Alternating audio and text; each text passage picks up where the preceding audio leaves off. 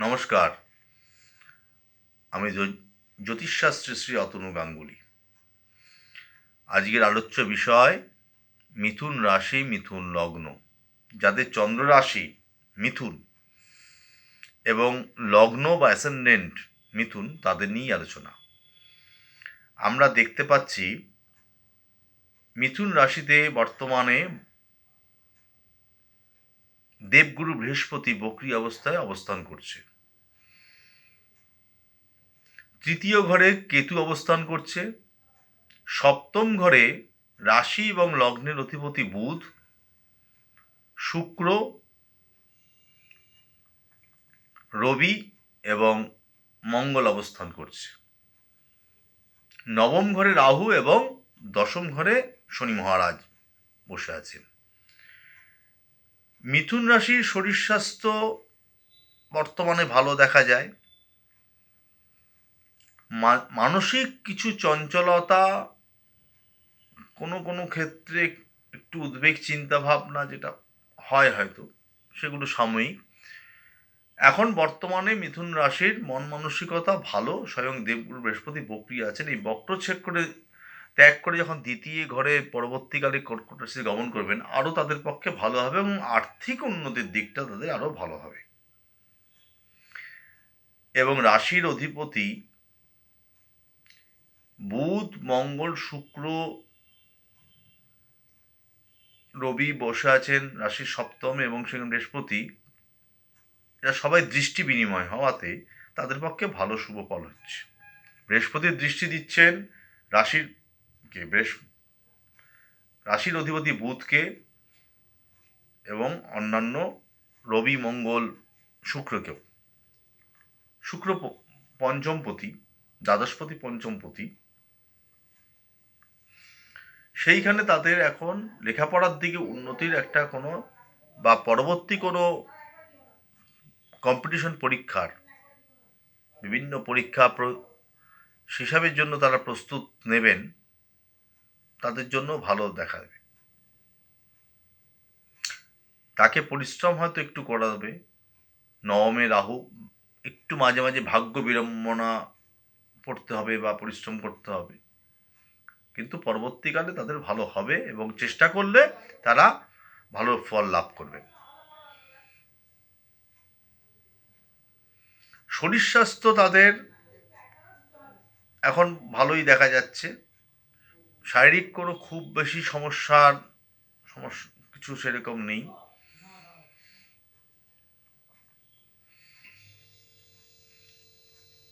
আর্থিক দিকেও তাদের একটা চলছে, যারা কাজকর্মের সঙ্গে যুক্ত আছেন বিভিন্ন প্রফেশনে, ভালো মন্দ মিশেই তাদের একটা চলছে। খুব একটা খারাপ কিছু নেই, কারণ দশমে শনি তাদের কর্মটাকে করাচ্ছে এবং ভালো জায়গাটাকে তাকে নেওয়ার চেষ্টা করছে, পজিশন তাদের বাড়াচ্ছে। এই শনি মিথুন রাশি, মিথুন লগ্নের শনি তাদের পজিশনটাকে ভালো করেছে, কাজের জায়গাটাকে সম্মান দিয়েছে বা বড় উচ্চপদ তখন আস্তে আস্তে কাজে নিচ্ছে। চাকরি বাকরি কাজে যারা আছেন, বিভিন্ন আইটি সেক্টর বা বিভিন্ন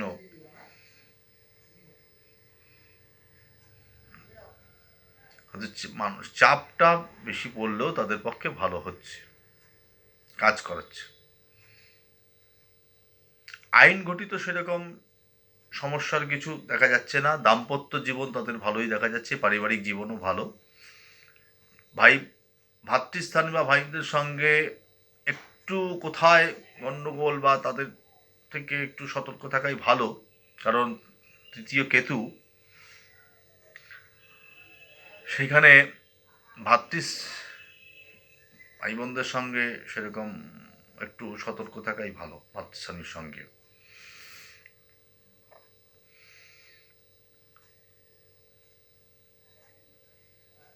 খাবার দাবারের ব্যাপারে তারা একটু সচেতন থাকুন, কেন সপ্তমে রাশিতে বৃহস্পতি থাকলে খাওয়া দাওয়ার একটু হজমের সমস্যা হয় বা কিছু শারীরিক পীড়া দেখা যেতে পারে। প্রেশার তাদের বাড়াতে পারে, অনেক সময় কিছু প্রেশার টেনশনে বাড়ায়। সপ্তমে আছেন স্ত্রীর শরীর স্বাস্থ্যের দিকে দেখতে হবে।